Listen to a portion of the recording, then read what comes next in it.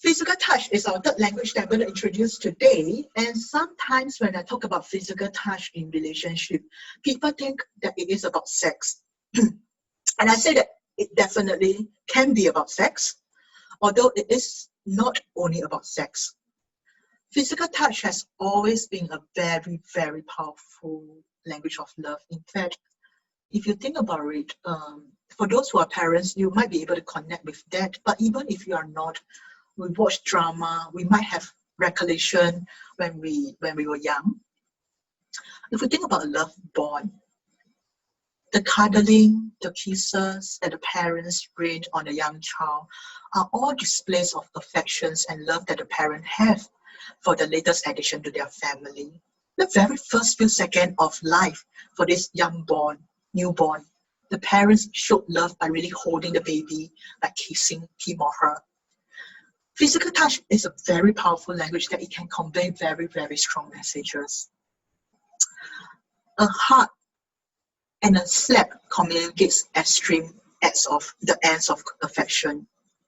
A slap can actually convey very, very powerful void of love at times. Yeah? So that shows you how powerful physical touch is.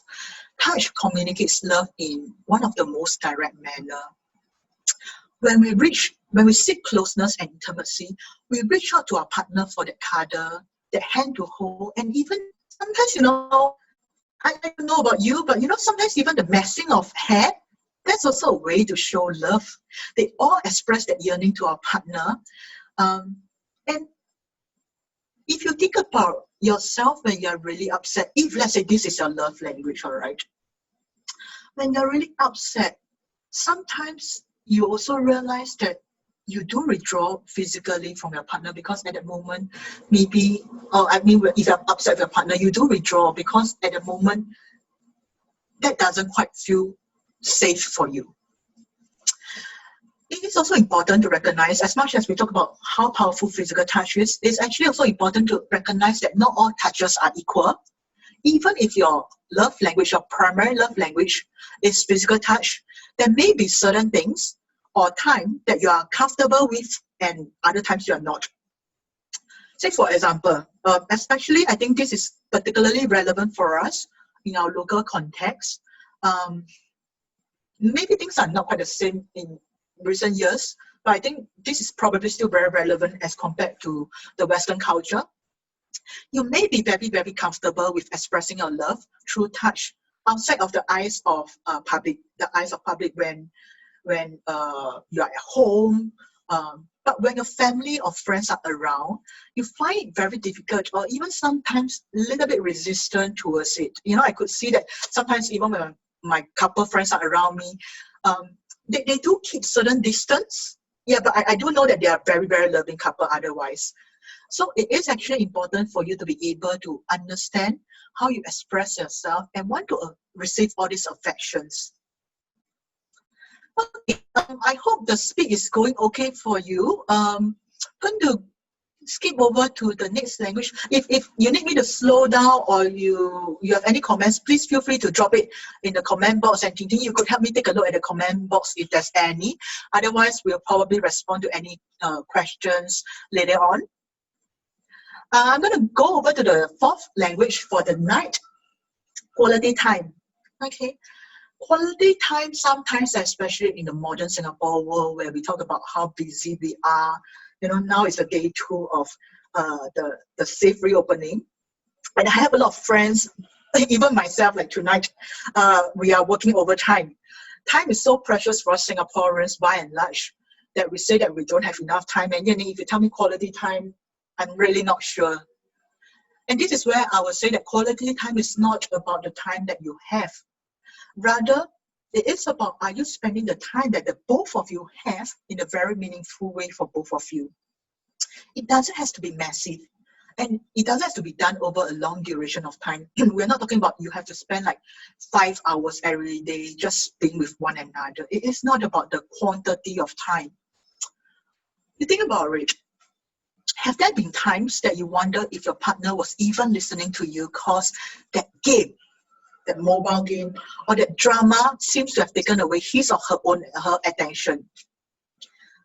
even though you know that he or she is listening, we human beings are generally wired to desire undivided attention, because that conveys a very important sense of importance. That conveys a very important message of if we are more important than the other thing that our partner is occupied with. So we like the fact that our partner is looking at us when they are communicating with us and not being distracted. So being able to give undivided attention. I know that many people tell me that I'm listening, I can multitask. I'll invite you to pause a little bit and think a little bit about, yes, I know you can. But what message are you also conveying to your partner as you attempt to multitask? Is your partner worthy at a point in time to have an undivided attention from you? Okay? And sometimes people also tell me, oh, you know, Yaning, yeah, we spend a lot of time watching TV together. Okay. And I think there's a difference between together in the same space and being connected with one another. Let me tell you another story, all right? I mean, see, the good thing about love is all over us, all around us, that there are plentiful of stories, but just very, very quick one. I remember having dinner once at a restaurant with a mate, and our attention at one point in time went to the couple sitting behind us. We were wondering, of course, you know, very kaypoh, very gossipy, right? Yeah, I mean, even though I'm a therapist, but I do have my moments as well. But rest assured that I don't talk about my clients with anyone else. So actually, between my mate and I, as we were observing the couple sitting behind us, we were wondering, we were making guesses between ourselves. How long have they been together? We made respective guesses, and which, of course, quite clearly, we never got the answer. We were just thrilled by the whole engagement of, you think 6 months? No? 2 years? Yeah?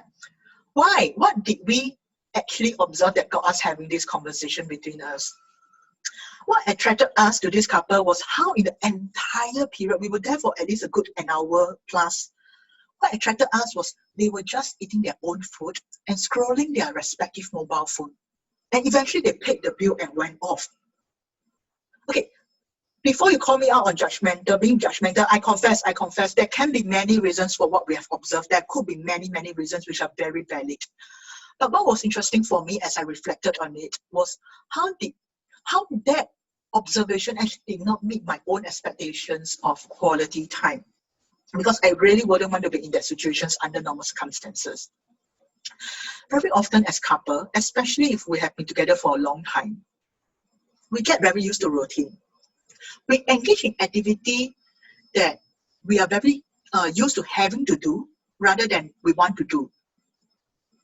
We're so used to doing, say, grocery shopping because the house needs food, rather than because we really just want to go grocery shopping because that's a time that we could just chit-chat, spend time together without the kids, etc. And this sometimes get reflected when we treat the time that we have together as things we have to do rather than we want to do. Sometimes this gets reflected in how we go about doing these things together. And this is where the values of being in conversations comes in. Being able to speak beyond the mundane and being interested in one another's life keep the relationship going. Because essentially, you are conveying a very important message of being curious and interested in your partner, daily life, how he or she thinks, and how he or she feels. Sometimes people say that they do not have too many common interests, and that's completely fine actually. Being in a relationship does not mean that you have to do everything together. And I would say that having differing hobbies is actually going to be even more valuable as a couple, because when your partner is able to join you in the activity that maybe he or she is not extremely keen, are you able to see that that's not just activity per se, but it's also about the effort that your partner is putting in to show love to you? That's not time for you to say that. Say, for example, let me give you a very quick example. Do you go to your partner and say that, let's say you're a person who likes music, your partner doesn't, but your partner says, oh, let's go to the music concert together. Is that the time for you to say, but you don't even like music, there's no point going, what? I would say that that's not quite about letting your partner attend the concert, but when you say something like that to your partner, that can also be perceived as rejecting his or her own attempt to try to connect and show love with you. You know, they don't like it, but they want to be there for you. Do you allow them to be there for you? Right? The last love language for the evening, the fifth love language, the words of affirmation. Okay, words of affirmation is not all about I love you, although seriously, I think for some couples that's really important and that definitely counts. Words of affirmation is about how you feel when you get affirmed for who you are and what you do.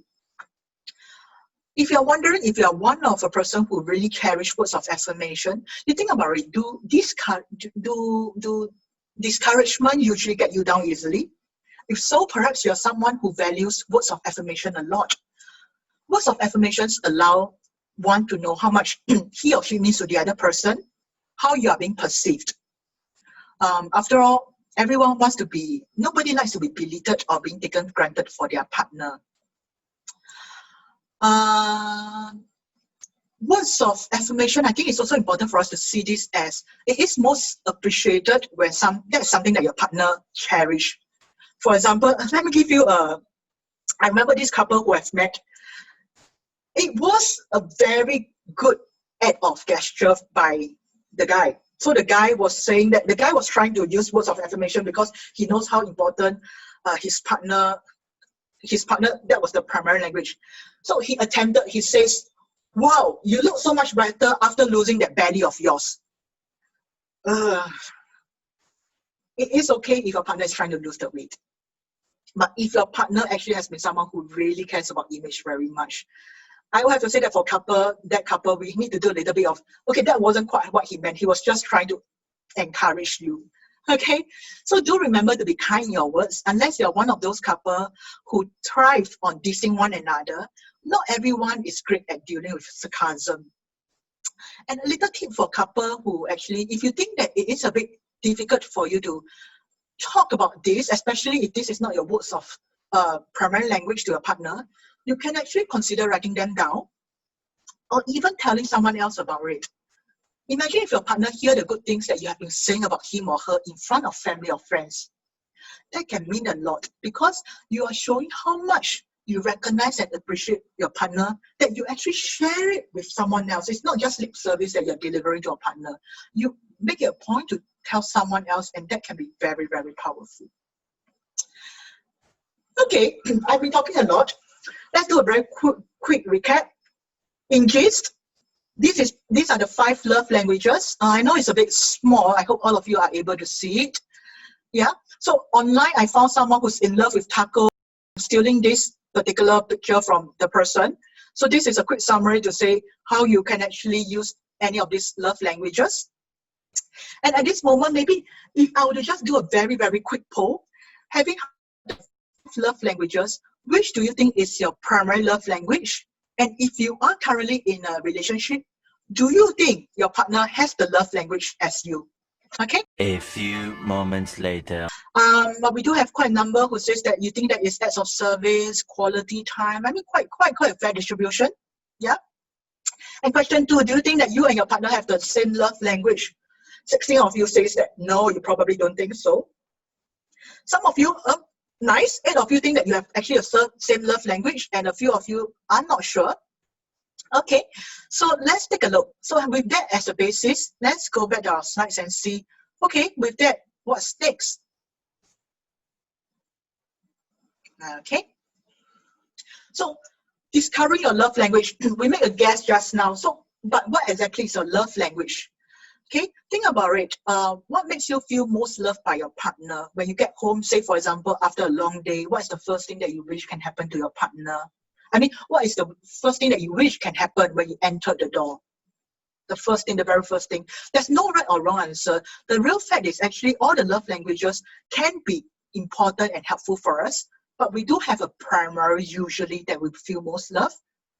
And you also can like to think about what is the most frequent request that you have made from your partner. If that still makes it a little bit hard for you, Think a little bit about, has there been anything that your partner did not manage to do that really affect you? Or how have you been expressing your love to your partner? Not always, but I'll say that by and large, let me retract by and large. Sometimes the way that we express love to our partner could be our primary language as well. But for the rest, why do I say not by and large? But because sometimes, especially because of the way that we brought up and our past experience with relationship, sometimes we do learn new languages along the way that we try out in our relationship. Okay, so these are some of the ways that you could actually discover your own love languages. And just in case that you're wondering, okay, I have a good feeling, but how do I know, Yaning, if that's indeed my love language? Actually, just now I did say that there's a website that is very important and helpful. Gary Chapman and team actually put out a little quiz for you to be able to explore your love language on that website. And later on, Ting is going to help me to put up this link on the chat box. When you have the time, you could actually use this to find out what's your love language. And if you are dating, if you're in a relationship right now, you are married, you could actually use that to have conversation with your partner as well, invite him or her to do that quiz, and you guys can actually have a go at discovering it together. My experience is sometimes your first guess might not quite be the love language that's actually eventually reflected by the quiz. Okay. The last bit of our session today is just now from the poll, about 16% of you said that you actually do not have the love language as your partner. And that's actually not quite uncommon. In fact, that's quite common. I tend to see a lot of couples with different love languages than the same. Even actually among those with the same love language, there are many, many different ways of showing, displaying it or showing it, just like how we have dialects in the various languages as well. Like Chinese, we have a lot of dialects, Hokkien, Cantonese, Teochew, etc., etc. There are some ways of understanding, but they are not exactly quite the same too. So given that we all have our preferred language, how do we decide which language to use? I would say that I think that is a two-way traffic instead of an either-or approach of using one language over another. Perhaps to illustrate this, let me use an example to see if this makes sense to you. I don't know how many of you have the experience of traveling, especially traveling to a country where the locals do not speak their language. Say for me, I love Japan, but honestly, I cannot do any Japanese beyond the brands and the food name. So when we head to a country, think about yourself, when you head to a country where the other party doesn't understand your language, your primary language, what do you do? I think very much, I do try my very best to communicate. If there's a secondary language, we do try to meet each other midpoint, but otherwise, you tend to see me resorting to gesturing, drawing, or even using Google Translator, though I have no idea how accurate it is. But the bottom line is I try super, super hard to try to get my point across to the other person who is most likely to understand. Quite clearly, I'm not going to try using Singlish with a Japanese. So my big question to all of you who are thinking whether your partner's love language is not what you're comfortable with or even feel awkward with, do you try to communicate in the language that he or she understands? Or do you only want to continue to use the language that you're comfortable with and expect your partner to understand you? Going back to my illustration of traveling to a country where natives do not speak our language, I think most of us do try to communicate as best as we can because we know that it is not helpful for us to get our point across if we stick to what we can, but the other person cannot. So I will have to confess and acknowledge that it is not going to be natural and easy to do, but do pace yourself and practice. As the saying goes, practice makes perfect. Example, if you are a person whose primary language is gift and finds it hard to offer words of affirmation, try collecting some words of positive language along the way. Start with things that you can observe and like about your partner. Don't pressurize yourself, go slow, and perhaps offer some compliments every few days. It is very deliberate. It is very deliberate, which is why at the start I say that love does take effort. After a while, you will find that as with any new behavior, it's going to become a little bit more natural for you. it's going to be a bit easier for you. You can actually write down some of these positive affirmations and use your love language of gift and give your partner a written note instead.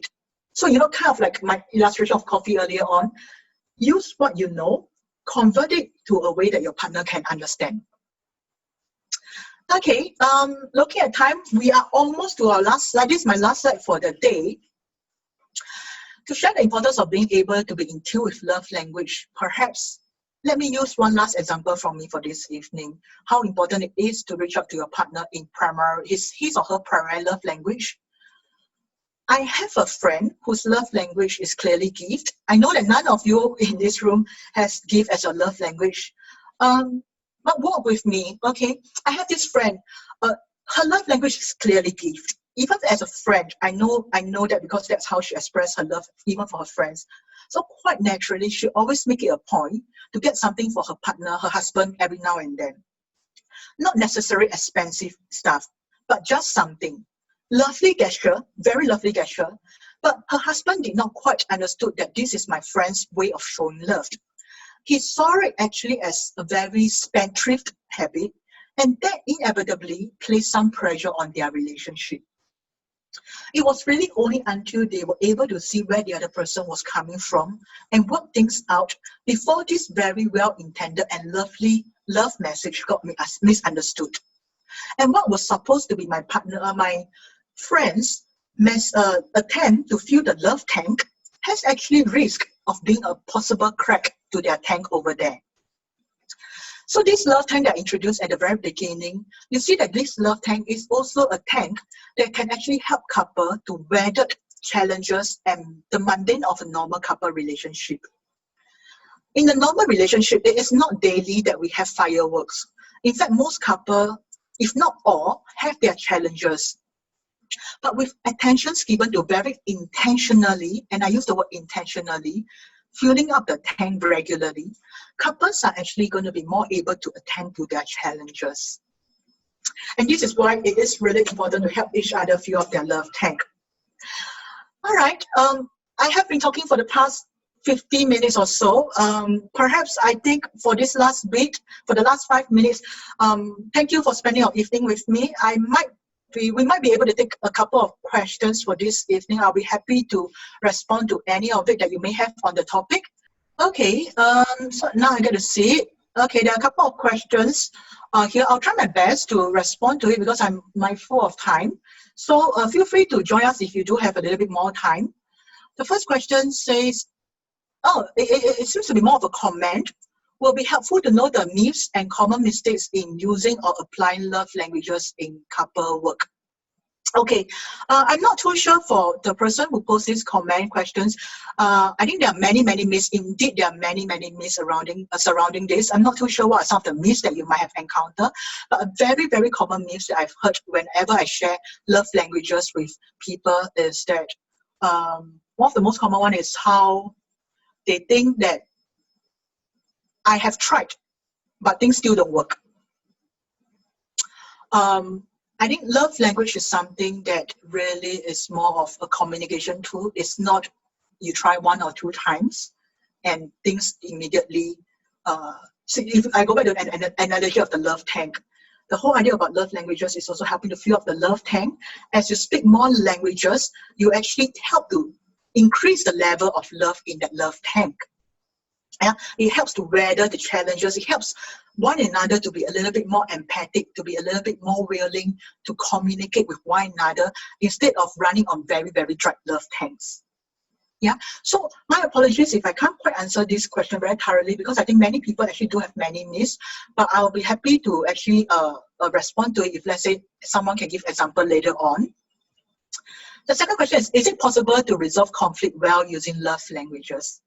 Very good question. Very good question.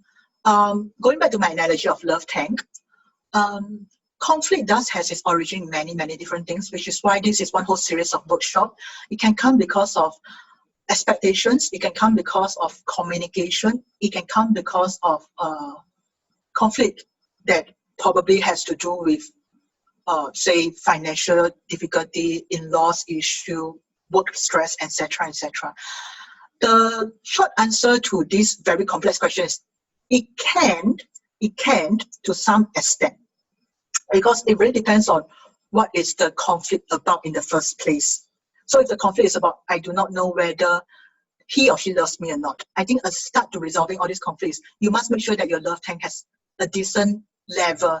For very dry love tank, for example, very dry love tank, right, where it's so empty, it makes it very difficult to resolve conflict, because very often the couple spend more time blaming each other or really discounting one another than giving each other the space to listen to one another. So I would say that being able to speak the love language is a start. It might not be the complete resolution, but it's definitely a very critical start to resolving conflict. Okay. The third question is, love language is new to some of us. It may be helpful to know some ways to overcome some awkwardness to start. Yeah, I think I spoke a little bit about that just now. I hope that answers some of the questions. But yes, first and foremost, one way to overcome this awkwardness is to be able to say that this is awkward for me. And to be okay to give yourself permission to say that this is new and I will try to do it slow. I will try to do it in the way that I'm ready for. Don't stress yourself and pressurize yourself by doing big firework. Don't go out and start doing a flash mob as a display of love. That's like massive. Unless that's your cup of tea. Start small. Start with what you are ready with. Like, for example, just now the example of words of affirmation. If it is difficult for you to do it verbally, start with writing a note. Start with something that's very simple, even like thank you. Thank you. Because thank you is what? Thank you is, I saw what you have done for me and I really appreciate what you are doing. You might not be able to say so many words, but that thank you is a good way to start practicing and being comfortable to share words of affirmation. Okay. The fourth question, how do we remember to proactively use love languages on a daily basis in marriage when there are other demands like children to attend to? I love this question as well. I tell couple many times about this, and their idea is we have no time. And that's where, going back to the earlier part of the session, in fact, I would say that in many families, right, the basis of a strong family is that pillar of that family, and that pillar is that couple in the marriage. If you are able to dedicate time in the midst of your busy routine, that will be a good start. And if let's say, so proactively, I think it's a good thing. Sometimes it's also, especially for a start, schedule something into your busy day. And it could be as simple and as short as right before you sleep for the night. Can you spend 5 minutes? See, you are busy with everything, but right before you sleep, for that 5 minutes before you sleep, are you able to maybe spend that moment just to check in with your partner? Hey, how's your day today? I hope the day has been going well for you.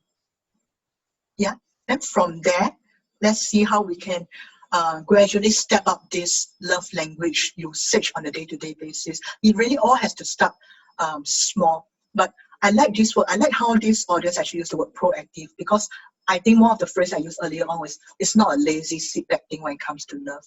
So schedule it deliberately if it's not something that's present. Say schedule it gradually. Everyday life, how do you schedule it? Just now I use grocery shopping. All of us has to do shopping, right? We need food in our market, in our fridge. Can you use that time to go shopping with your partner? And during that period of time, as you push the trolley, can you have some conversations with your partner over there? Yeah, so it doesn't have to be so deliberate that you have to give 2 hours, but introduce it as part and parcel of things that you are doing on a daily basis already. Okay, I'm sorry guys, we're 5 minutes over time. But feel free, if you have any questions, feel free to stay back later on. I'll be happy to answer some of the questions that you may have. But if you have to go and you do have more questions for me or for our team, you can reach us at contact@viria.org.sg. And if, let's say, having these conversations got you to think a little bit about your relationship and you'd like to speak to a therapist about your relationship, you can give us a ring at Viria Counseling Hotline as well. And otherwise, please stay safe. Have a good evening, and I'll see you guys next week. Thank you very much all.